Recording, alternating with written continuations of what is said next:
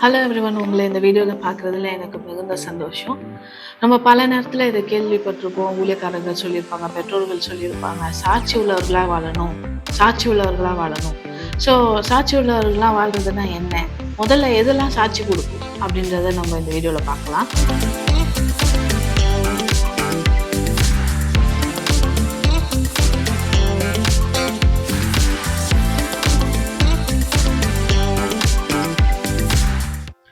First பரலோகத்தில் நமக்கு சாட்சி கொடுக்கறது என்ன அப்படின்றத வசனத்தில் நம்ம பார்ப்போம். என்னன்னா 1 யோவான் 5ஆம் அதிகாரம் 7ஆம் வசனம்.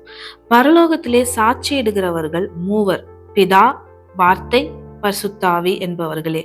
இம்மூவரும் ஒன்றாயிருக்கிறார்கள். இந்த வசனம் நீங்க படிச்சிருக்கலாம், இல்லை சில நேரத்துல இது ரொம்ப அதிகமா பேசப்படாத ஒரு வசனமா இருக்கலாம்.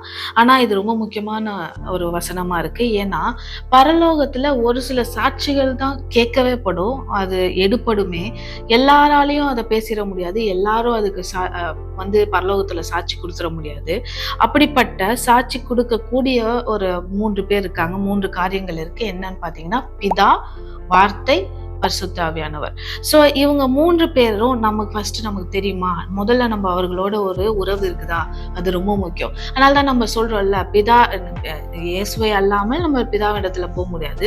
நம்ம பிதாவின் இடத்துல போயிட்டு நம்ம என்ன சொல்லுவோம், நம்ம முதல்ல இயேசு மூலியமா தான் நாங்க வந்திருக்கிறோன்றத நம்ம சொன்னாலே ஒழிய, இயேசுவும் ஆமா என் மூலியமா தான் வந்திருக்காங்க, என்னுடைய நாமம் தரிப்பிக்கப்பட்டவர்கள் தான், என்னுடைய முத்திரையுடையவர்கள் தான் ஆவியானவரும் சாட்சி பகரணும். அப்பதான் நம்ம பரலோகத்துல உள்ள என்ட்ரியே, அதற்கான சாட்சியே அங்கதான் இருக்கு. சால்வேஷனோட பேசிக்னு சொல்லலாம். முதல் சாட்சி நம்ம சொல்லலாம், கடைசி சாட்சியும் அதுதான். எல்லாமே வெந்து ஒழுகி உருகி போனாலும் இந்த 3 பேருடைய சாட்சி தான் கடைசியா it's gonna be a final say. So இவர்களோட நீங்க இருக்கிற உறவு ரொம்ப முக்கியம். இயேசுவை ஏற்றுக்கொள்ளாதவர்கள், அவரே உண்மை உள்ள ஜீவனுள்ள தேவன், உங்களுக்காக மரித்து உயிர்த்தெழுந்திருக்கிறார், இப்பொழுதும் ஜீவனுள்ளவராய் உங்களோட இருக்கிறார். இந்த நாள்ல நீங்கள் ஏற்றுக்கொள்ளணும். நீங்க பிரியப்பட்டீங்கன்னா இந்த வீடியோ பார்க்கும் போதே, இயேசுவே நான் உங்களை சொந்த ரட்சகராக ஏற்றுக்கொள்ளுகிறேன், நீர் எங்களுக்கு சாட்சி பகருகிறவராக இருக்கிறதுக்காக நன்றி, நான் அதை ஏற்றுக்கொள்கிறேன் வாயினால அறிக்கை செய்து நீங்கள் அவரை மனப்பூர்வமாய் உங்கள் சொந்த ரட்சகராக ஏற்றுக்கொள்ளும்படியா நான் கேட்கிறேன், அன்போடு கேட்டுக்கொள்கிறேன். ஏன்னா பரலோகத்துல வேற யாரும் உங்களுக்கு சாட்சி பகர போறது இல்லை. இயேசு நீங்கள் ஏற்றுக்கொண்ட அதே மாத்திரத்திலே ஆவியானவர் உங்களுக்குள்ளாக வாசம் செய்ய ஆரம்பிக்கிறார். அவரும் உங்களுக்காக சாட்சி பகருகிறவராக இருக்கிறார். அதுக்கப்புறமா சால்வேஷனுக்கு அப்புறம் நீங்கள் பிதாவை அறிந்து கொள்ள ஆரம்பிப்பீங்க. அதற்கு ஆவியானவர் உதவியா இருக்கிறார். ஸோ அப்படி இருக்கிற பட்சத்துல இயேசுவை குறித்து, இப்ப இயேசு மனுஷனா பிறந்திருக்கும் போது அவருக்குமே பரலோகத்திலிருந்து இந்த சாட்சி வந்தது. எங்க வந்ததுன்னு பாத்தீங்கன்னா, மத்தேயுல நம்ம பார்க்கலாம்.